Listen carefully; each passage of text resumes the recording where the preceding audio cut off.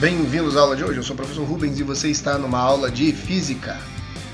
Hoje nós vamos falar sobre as leis de Newton de uma forma geral e pegar um pouquinho mais da primeira lei.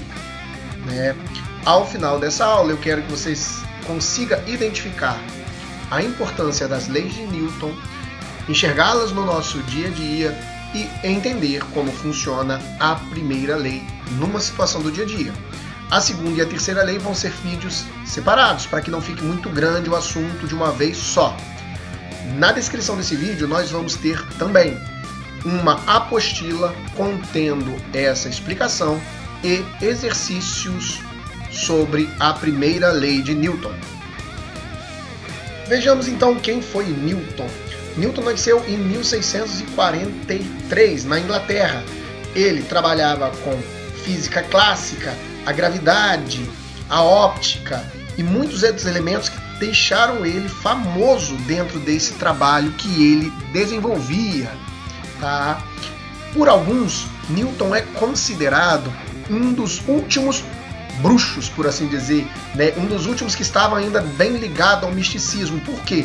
Porque ele viveu posteriormente à Idade Média. Algumas pessoas chamam a Idade Média de Idade das Trevas, o que é um erro muito significativo. Por que é um erro? Porque eles tabulam como se tudo naquele período histórico de quase 1000 anos fosse negativo, fosse ruim. Não é.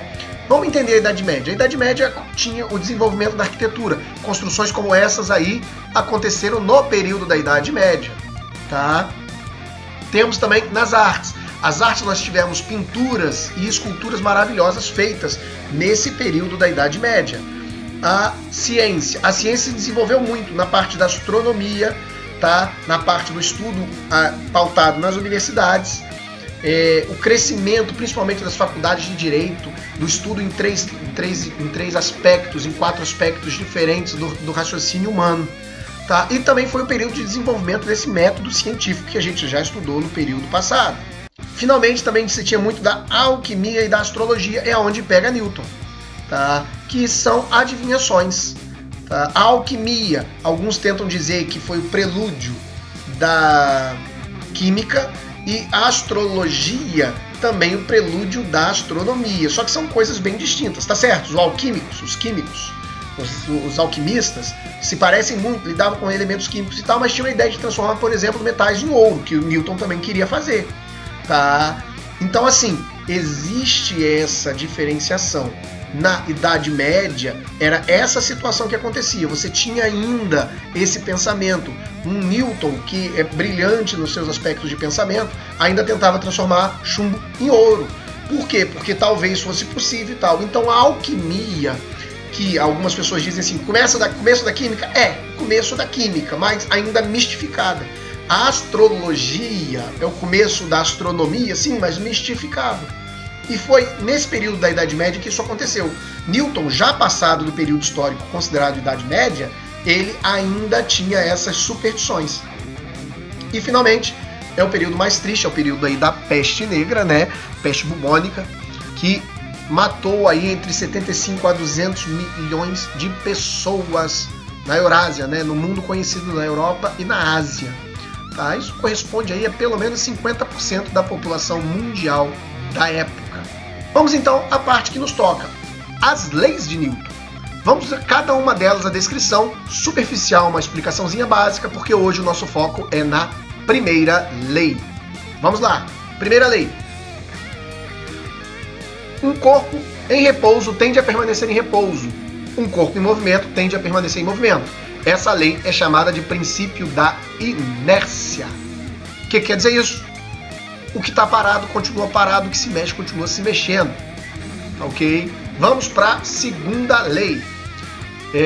A mudança, ela é proporcional à força motor imprimida. Essa lei aí foi chamada de princípio fundamental da dinâmica. E o que isso significa?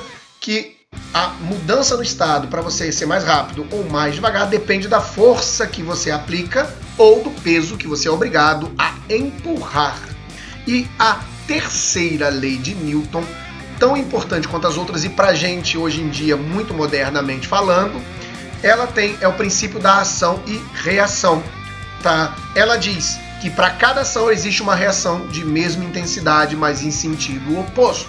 Então, se você empurra numa posição, a mesma energia que você usou para empurrar, você vai receber de volta. Isso que diz a terceira lei. Parece difícil? Nem tanto. Por isso que nós vamos separar lei por lei. Vamos começar estudando melhor a primeira lei de Newton. Ela fala pra gente o seguinte, que o estado natural deve ser mantido. O que é o estado natural? Como um corpo está neste momento. Se ele está parado, ele permanece parado. Se ele está em movimento, ele permanece se movimentando. Vamos pensar então em uma bola. Essa bola, ela vai ficar em repouso aí, do jeitinho que ela está, enquanto alguma energia, alguma força não atuar sobre ela. Então, vamos fazer uma força atuar sobre ela aqui. Vamos dar um empurrão leve na bola e ela vai se movimentar até que alguma coisa faça parar. E aí ela vai parar. Isso é o estado natural. O estado natural de repouso é permanecer em repouso, a menos que alguma coisa empurre, a menos que alguma energia empurre. A mesma coisa acontece num corpo em movimento.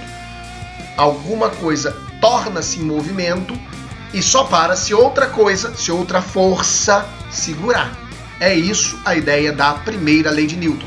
Vamos ver isso aí de uma maneira um pouquinho diferenciada para vocês entenderem na vida real. Essa situação é muito importante. Por exemplo, um astronauta. Ele vai ficar indo indefinidamente embora porque não tem nada que prenda ele.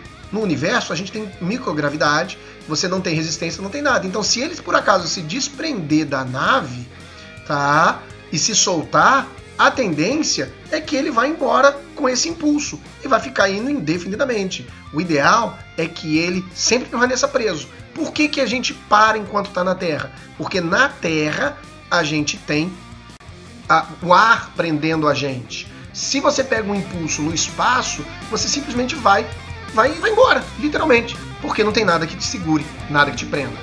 Claro que também existem outras formas de você ver isso em prática, que é a importância quando você coloca um cinto de segurança. Por quê? Porque quando você está dentro do carro, em movimento no carro, e o carro tem uma parada brusca, como num acidente, a tendência natural é você ser projetado para frente com violência. Por quê? Porque o seu corpo está em movimento por causa do carro e ele tenderá a permanecer em movimento até que alguma coisa, nesse caso aí, por exemplo, o banco da frente, resolva parar essa criança. É importante entender que essa criança vai ser projetada com o peso de um elefante na pessoa da frente. Então, use o cinto de segurança aí, galera. Então, como vimos, o astronauta vai ficar indefinidamente para frente, a menos que alguma coisa segure ele. Como vimos, é importante colocar o cinto de segurança, porque senão você vai ser projetado, porque vai embora para frente. Claro que você vê que um pêndulo, um balanço, se você não pegar impulso, ele para. Por quê? Porque existem forças segurando ele ali. Tá? Você tem o ar, você tem o atrito do material que está segurando, por isso que as coisas param na Terra. Espero que vocês não tenham nenhuma dúvida. Se tiver, manda uma mensagem pra gente. Não esquece de abaixar a apostila e fazer os exercícios. Bora trabalhar!